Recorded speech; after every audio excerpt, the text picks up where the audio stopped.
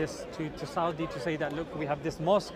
I really should have memorized the name, but I just came across it like 2 days ago. And It's alright. no, but it would have been nice because you're a historical student. You would. I would have. We'll come back to this video. Yeah, it would have been nice to give you the name, but Sheikh Uthman ibn Farouk, his video on splitting of the moon, there is historical evidence of somebody who's not a Muslim from India who witnessed and then accepted Islam. Till today, there is a mosque that's named after him.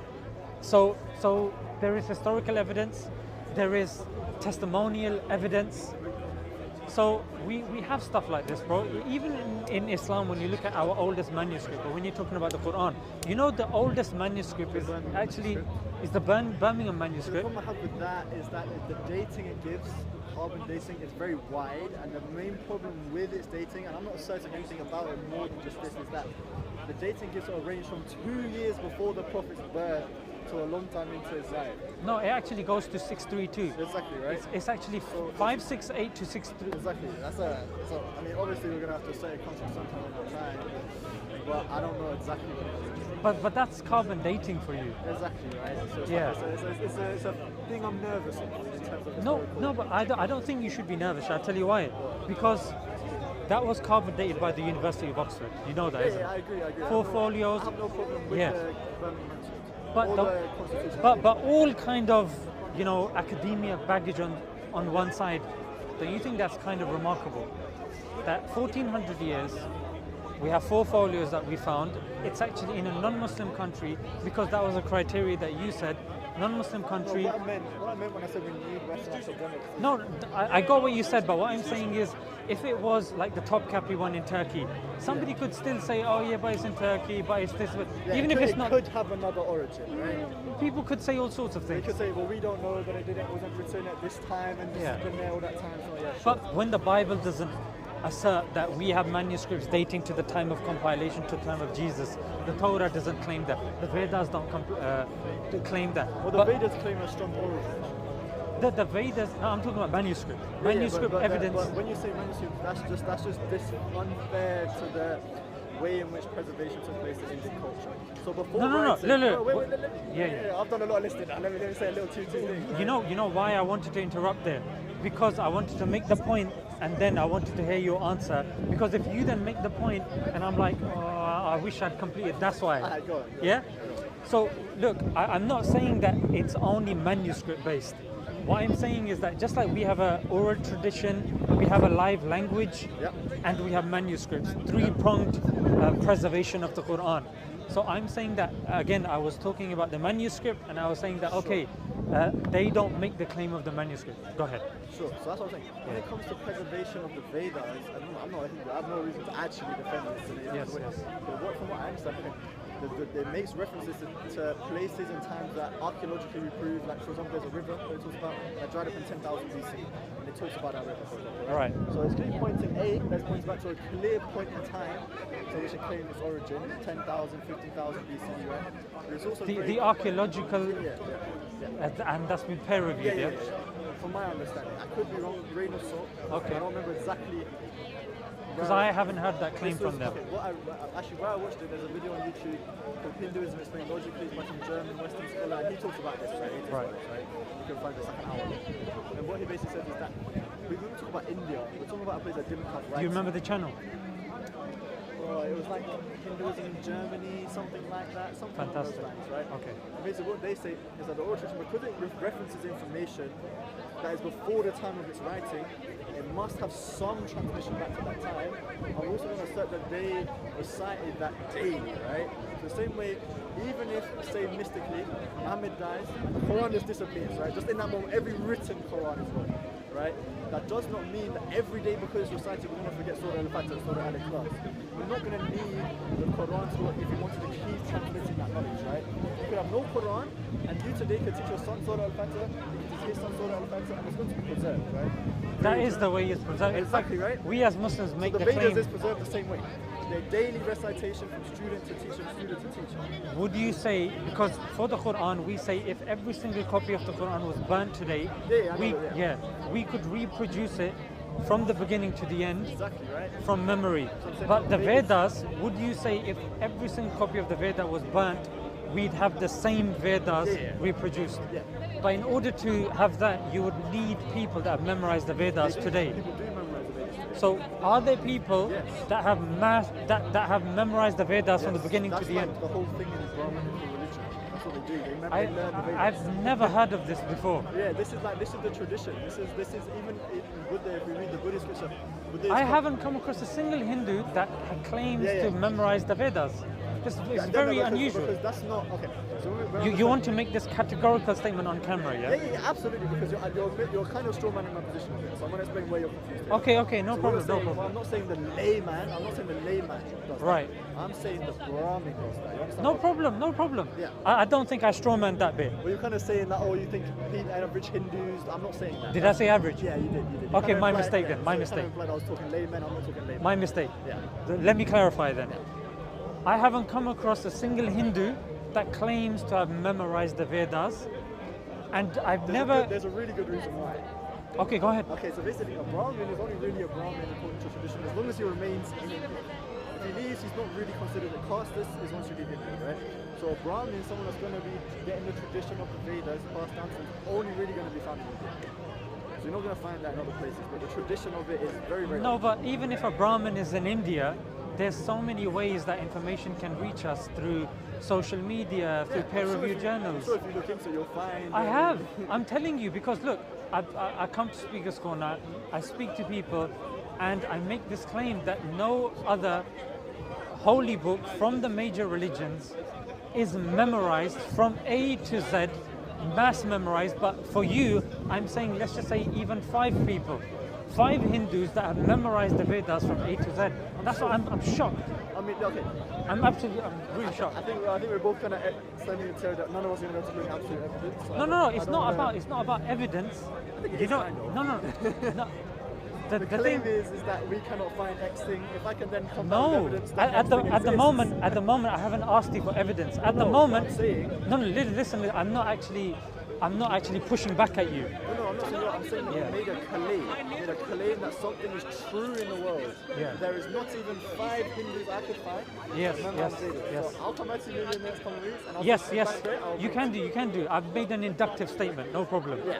So, but the point that I'm trying to say here is, I'm surprised that it's the first time I've heard somebody say that no, Brahmins memorize the Vedas from beginning to end. Because they recite it every day.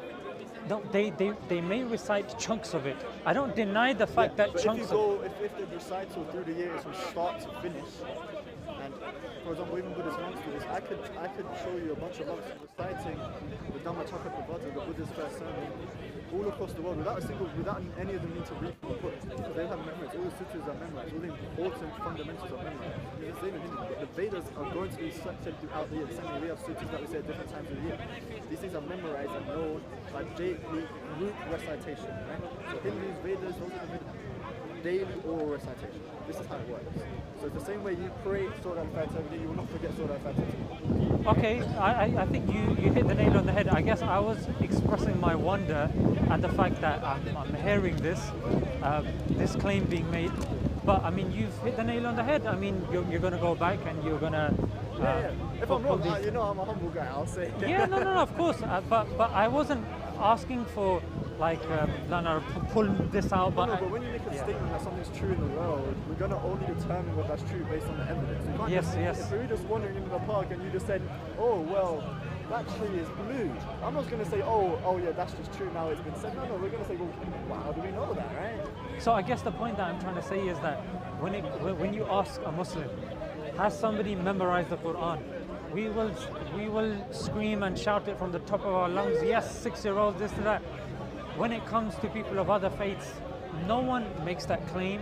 There's no kind of documentary. When it comes to Hufaz of the Quran, there's documentaries in English, in Arabic, in Urdu, in German, in Spanish.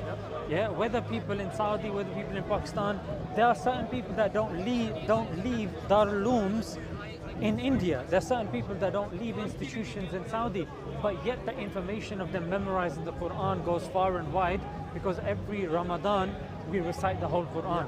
So there's clear, explicit ways in which it's done.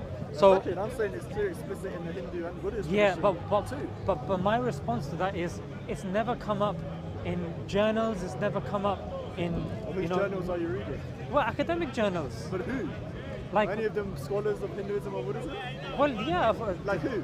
You've got Do you like know Richard Gombrich, for example? no. What I'm saying is, look, when you look at peer-reviewed journals, Yeah. I mean, we don't tend to memorize the name of the people. No, I mean, if someone is making an academic claim, I think you ought to know who the academic is. It's not an academic claim. It's more of a You can't say, no, once sociological again, remember, claim. we're talking about chains and knowing who said what. We can't say, oh, someone wrote something in a journal, but I don't know who. That's going back to your own reliability claim. Okay, let's push back a little bit. Go on. So sociologically, if I'm saying, because bear in mind, I didn't say when you said no, I've come across these. There's Brahmins, there's these people, there's that people. Yeah. I said that's very surprising. I haven't heard that, and you said okay, I'm going to go back and I'm good. I didn't say you're wrong. No, you didn't say I'm wrong. Yeah. But you did make a previous categorical statement in which other religions do not have this thing. Yeah, That's a categorical statement that's true about the world. it's a categorical statement, but it's an inductive categorical statement, Exactly. So what can I say? which That's is fine. open to being Yeah. proven to be false. That's absolutely fine. Yeah. Yeah, that's fine. Yeah. So there's no issue with that. You could make an inductive categorical statement like you did with the hadith. I then gave you an answer, and then you said, okay, I didn't know that. Yeah. So similarly, I guess what I was hoping was just like you're popping up with certain names, I was hoping maybe you'd give me a name and I could say, but you did admit that, okay, I don't know, I can find out, and then we can reconvene and stuff like that. Yeah. So that's what it is. Okay, fantastic. I'm conscious of your time as well. If there's anything else that you wanted to do, because you did give me 5 minutes, and I apologize for taking longer, because this has been a good conversation. It has. I enjoy being able to like I'm saying, engaging with people's beliefs and people that are going to represent them as they're actually. Because you can get into a debate with any Muslim, any Christian, anyone, and even any atheist, but they might not actually represent the position in its most clear and fair way. You have done an excellent job of representing the Islamic position, the Sunni position, very excellently to a way that I can engage with that. I can go back and look at what you showed me and understand it, and I can actually engage with it properly. Fair, not just like, oh, and before I only knew that majority of the people just go to Al-Bukhari. So that's what I would go by. That's what my knowledge.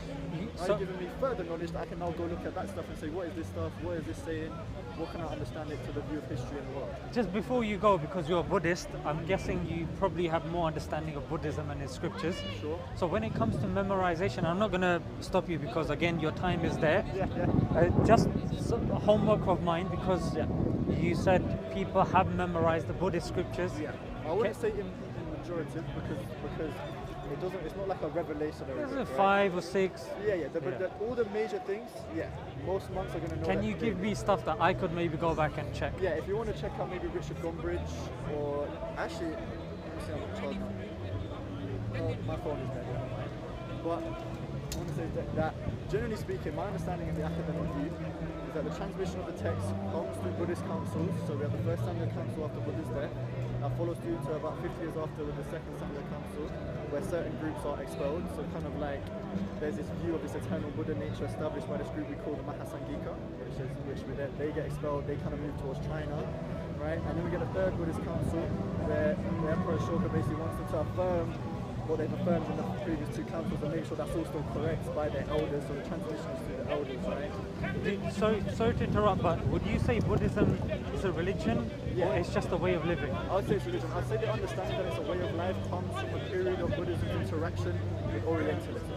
So when Buddhism and Hinduism were presented to the West, they wanted it to be perceived outside of the sphere of religion, because the sphere of religion for the West was very Abrahamic. They didn't see themselves in that framework, right? And they also didn't want to.